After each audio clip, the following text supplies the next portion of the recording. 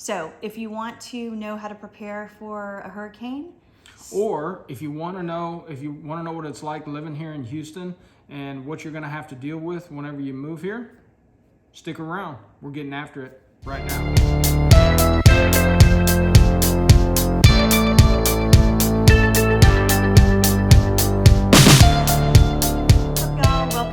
Houston channel. If you're new here, this channel is all about what it's like to live in Houston, Texas. We give it to you straight, the good, the bad, the ugly, about what it's like to eat, sleep, play, pray, and everything else you need to know about living in Houston. Yeah, I mean, there's not much worse than covering hurricanes and what to do to be prepared. So if this is your first time watching the channel, be sure and go ahead and hit that subscribe button, ring that bell. That way you're notified every time we put out a new video.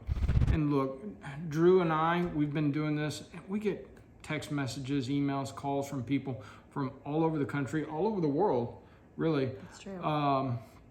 Asking them to help with this transition here to Houston, Texas. So if you or anybody you know are looking to move here, give us a call, send us a text message, send us an email. Any which way you want to reach out to us, we'd love to help you in your transition here to Houston. We are in the midst of hurricane season here in Houston, Texas.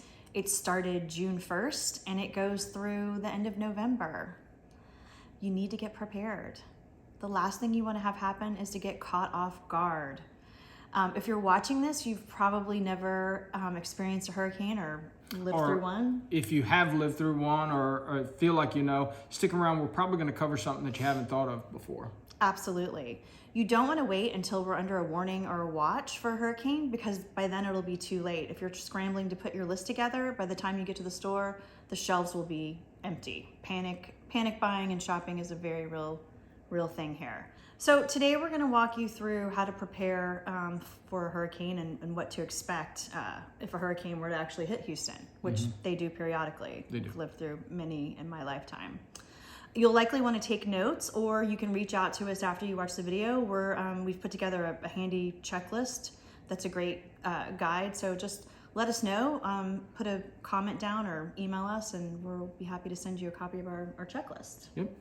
So I've got some handy notes here. We've got notes in front of us just so we don't forget anything, because it's a fairly long list. So like I said, you may want to take some notes. And you're going to want to stick around all the way to the end, because you don't want to be 90% prepared or 75% prepared. You want to be sure that you're covering all your bases. Yep. So the number one thing to have on hand is water. You know, something that obviously you need water to drink. We always fill our bathtubs up before a big storm, because if you lose power or you might lose water supply because the pumps are down, you need to have water to flush your toilets. Yep. Which also brings us to a next item, which you should have a bucket or some kind of tub or something in each bathroom to be able to take water from the bathtub to the toilet, or to put in your sink to wash your face, brush your teeth, that kind of thing. And then of course you're going to need probably about a gallon of water per person. And that's potable. So it should be bottled, either the big bottles or the small bottles, and keep them stored in a safe spot. And you really want about a gallon a person per day. And you know, you need to be prepared for a minimum of probably 3 days. Because it's not just drinking, you're going to use that potable water to brush your teeth, you're going to use that potable water for cooking, you're going to use that potable water for washing your dishes, you know, anything that you're using for the food prep. You could probably, you could probably use the bathtub water for, anyway, you need lots of water. Food, you're going to need non-perishable items like canned foods, dried foods, dehydrated foods, that kind of thing. If you're going to hunker down during the hurricane, most people like to get snacks. Yeah. But you're going to need a good amount of food supply. So they say to stock at least 72 hours worth of food. I'd suggest that you get more if you can. A lot of people throw hurricane parties and have snacks. You know, you may want to have the beverages of your choice also. Have the bar well stocked. Yep. Which brings us to our next item, which would be a camp stove. If you don't have a camp stove, I would say have, you know, a barbecue pit, something like that. And if you're gonna, you know, use a barbecue pit and it runs on gas, make sure you've got propane. Yep. whatever it runs on. You'll likely have, if it's hardwired. So fuel, whatever your fuel source is, whether it's charcoal, whether it's solid wood, whether it's propane, whether, a lot of them off of natural gas. We rarely lose natural gas. So your natural gas stoves and things like that will work during hurricane outages as well. I also recommend having paper plates and paper utensils on hand, just so you're not having to do a lot of dishes. Yeah, but you'll still have to wash all your food prep, your pots, your pans, things like that. Yeah. So you'll also want to have batteries on hand for any number of things, such as flashlights. Light sources are our next item on the list. So having flashlights, candles, lanterns, and then you're going to need some sort of a fire if you're using candles, lanterns. So matches, lighters. What do you call those? Ferro stick? Yeah, ferro stick. Ferro stick. Right. We like to watch Alone. Snoop Dogg and Martha Stewart came out with their little multi-use Bic lighter. Stock up with plenty of those. So something else that I think people can forget about is medicine, because the pharmacies might be closed. So you just want to make sure that you have any medications on hand. Yeah, you won't have access to really go anywhere to get it. Painkillers, that kind of thing, in case you have any accidents. If you have kids that wear diapers, you want to make sure you have extra diapers, plenty on hand. Any female products, they say to store a couple of weeks worth of medication. I mean, I have lived through hurricanes where we didn't have power for 3 weeks. That's happened to me twice, I think, in my lifetime. Yeah. And it's not a lot of fun. And so when you don't have power, neither does, the Walgreens or the Eckert's or, CVS or anything down at the corner either. So it's you need to have them stuff. Well, and that leads to a whole other host of things that we're going to try and go through in order. But no, I mean, you're absolutely right. So you want to have a good first aid kit. I'll have on the checklist things that should be in it. I'm not going to bore you with all the details. You also want to check the expiration dates on any of your medications, that kind of thing, and just make sure that you're up to date. Really important, you want to have all your IDs, passports, driver's license, birth certificates, marriage license, things like that. You need to have them in a waterproof bag. At the very least, a Ziploc bag, and I would at least double that, maybe triple it. Yep. You want to fill your cars, top off your gas tanks.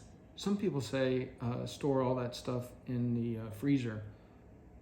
That's a good idea too. Well, the freezer, because if you ever have a fire, that's generally one of the places that doesn't, it's not consumed in a fire. Of course, your freezer could float away. Yeah, I would have it in a backpack, in case you needed to leave if things got bad. But back to filling up your car, you want to fill your car's gas tank up before, right? Because the gas pumps may not be able to pump if there's no electricity. They also might not be taking, which leads us to the next thing, is you want to have cash on hand, because it's likely that these stores won't be able to take credit cards if they have no electricity. So just be aware that you always want to have cash on hand for that very reason. Okay, the next thing is pretty extensive. You want to prepare your house before the storm. Yeah.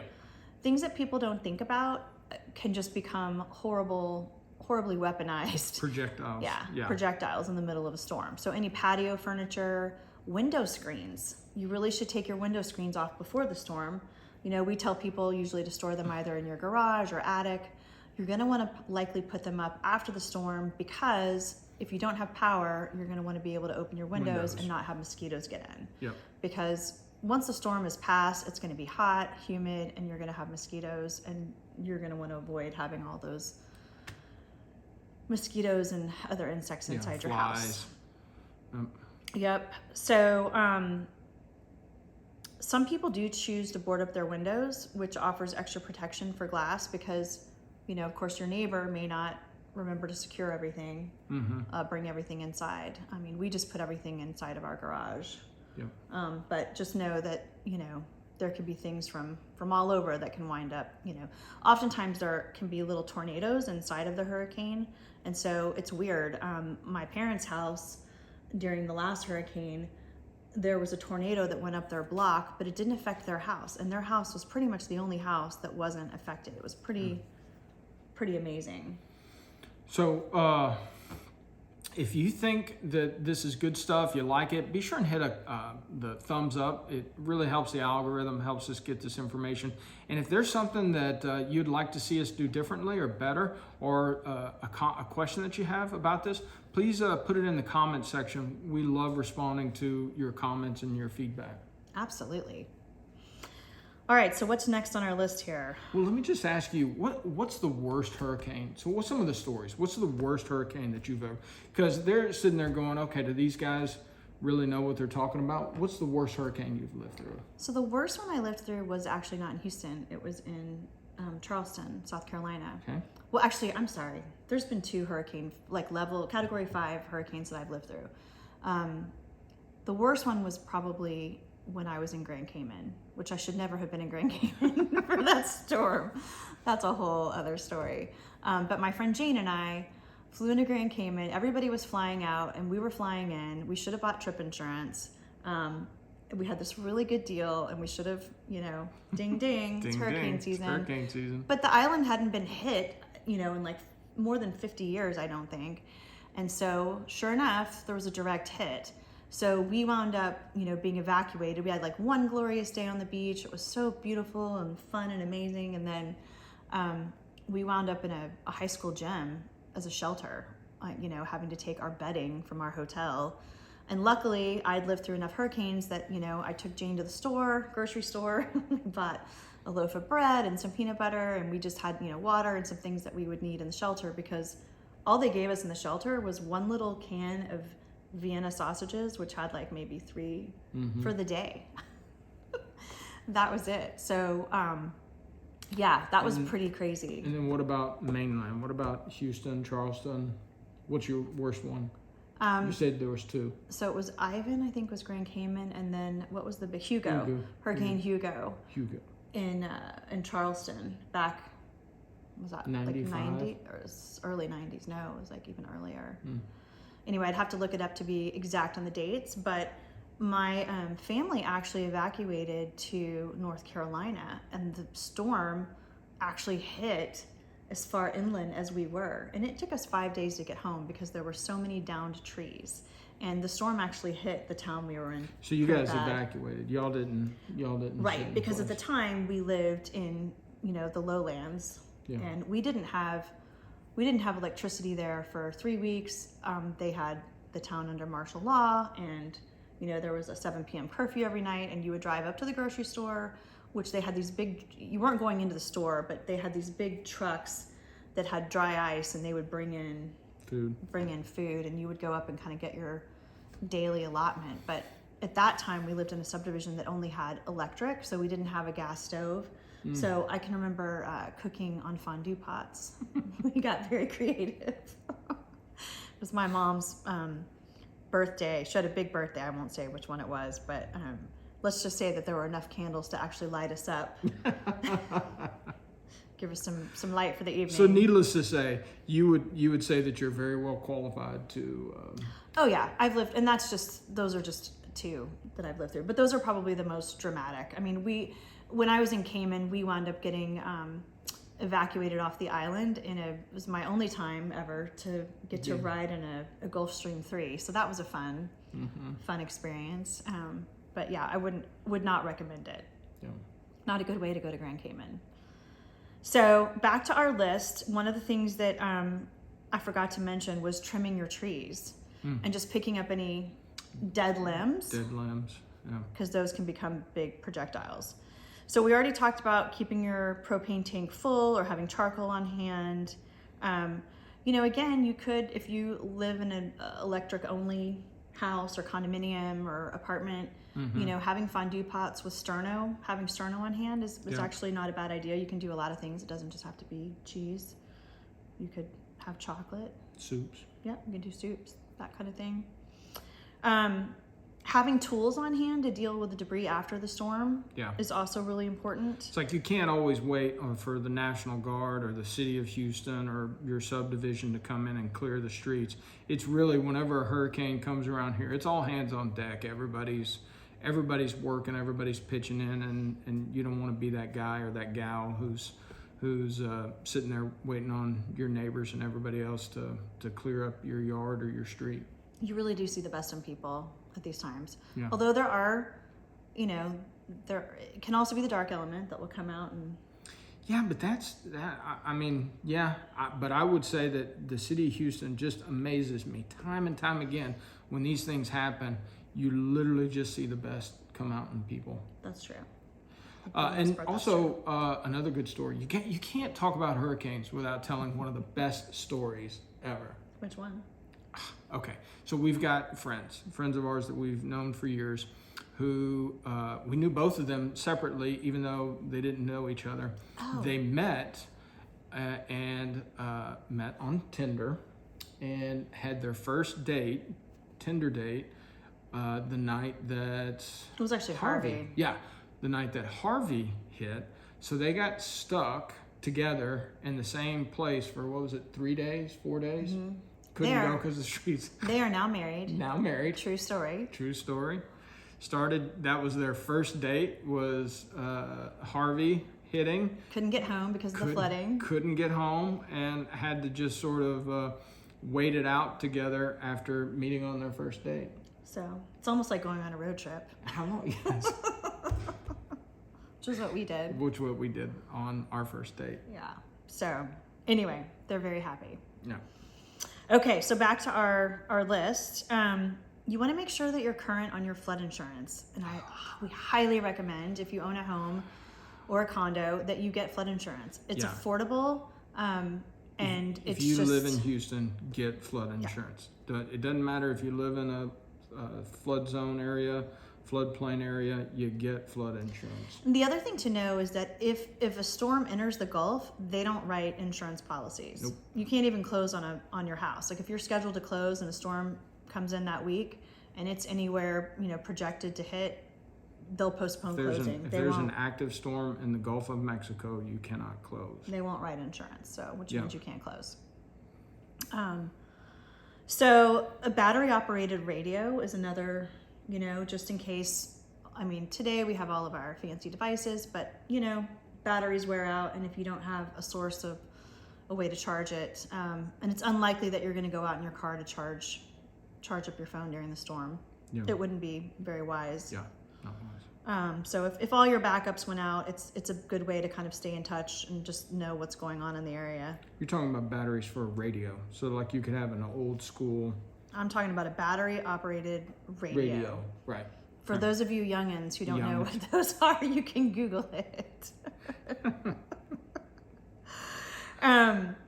Okay, so sunscreen, bug repellent, again, for afterwards, because you're likely going to be outside picking up debris, either if it's your own property or your neighbors. Those are just good things to have on hand. You might want to have some duct tape. You never know, that can come in handy for a lot of things. Protective head and eye gear. You're definitely going to want a hat for afterwards if you're going to be outside a lot, and some sort of sunglasses. Monitor your local weather news, obviously, because there are times when they will advise you to evacuate. So, you have to use your best judgment. So we're going to have a list down in the description with different links for different sources that you can monitor all of that with. But just know what the evacuation routes are if you do decide to evacuate. You still want to prepare your house if you do evacuate, because you don't want to come home and have left all your patio furniture out and it's, destroyed all your windows or your neighbor's windows. They probably won't be very friendly with you after that. Prepare a rendezvous point for your family in case you get separated. Mm-hmm. That's always a good idea, and something I think that a lot of people don't think about. We talk about that a lot with our kids.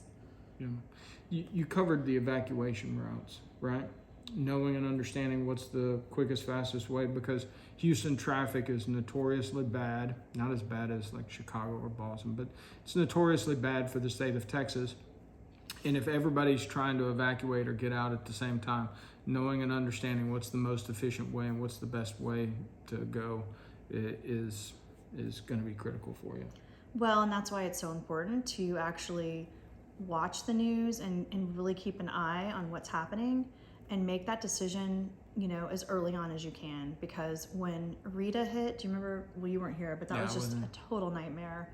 And people just got caught on the side of the road. Like, they just couldn't even move. They were stuck for like hours. Yeah, ran out of gas. Just a nightmare. And even a lot of people just wound up turning around and coming back home. And anyway, that was just, but like even doing that was a challenge. So you also want to keep notes on where the local shelter locations are in case your home was to get flooded or damaged, and you know, like if your roof were to fly off. Not to scare you, but these things can happen.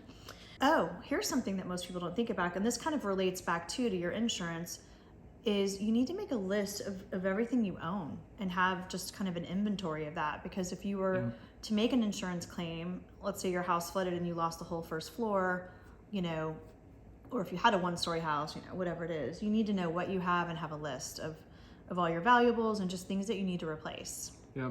So a quick, easy way is to go around and just take a video or take pictures of everything.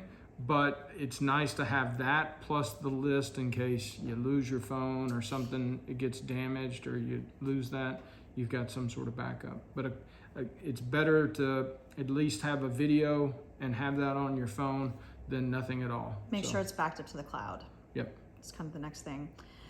You'll likely lose power. So if you are going to stay behind and hunker down, have some cards or board games, something to do, because you're going to lose power. You won't be able to watch TV. You can use your electronics, but you are likely going to want to save those, right? Your batteries. So what now?